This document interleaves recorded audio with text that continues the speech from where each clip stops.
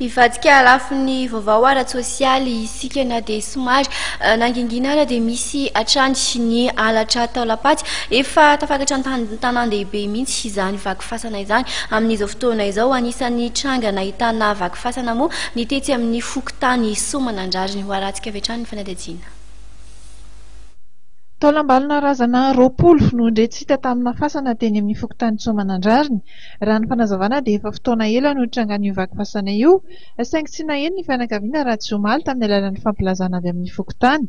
Raha naray telefônina zany ny tenako maly ariva tokony tamin'ny telo sasany teo, fa nisy olona nandalo zany teny ambony teny eny amin'le fasana eny ery ambony ery hoe lazovy kely ny tompon'le fasana fa misy vaky fasana ety, misy fasana vaky.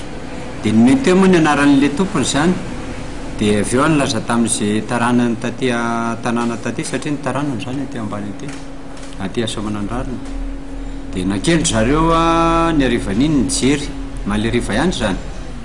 Dia rehefa nijery tena izy dia voapirofo fa vaky tokoa le fasana, ary le filazany ary zany tsy voavaky voaingana fa ohatran'ny efa naharitraritra satria le izy zany tsisy tanàna iny, tsisy inona fa dia fasana fotsiny eny amin'le tendrombohitra.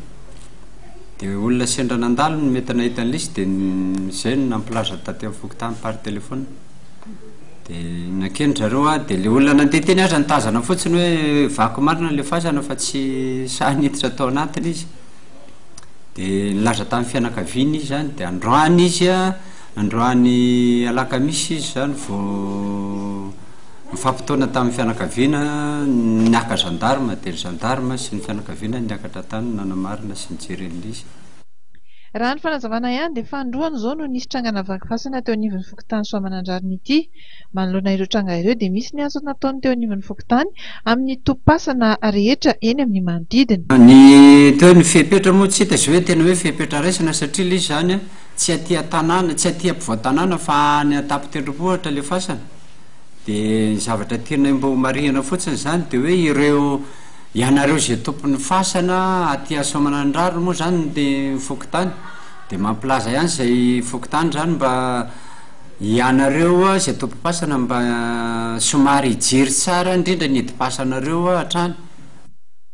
Ny eo anivon'ny zandarimarim-pirenena moa dia nanokatra fanadihadiana mikasika ny vaky fasana teny amin'ity Fokontany ity.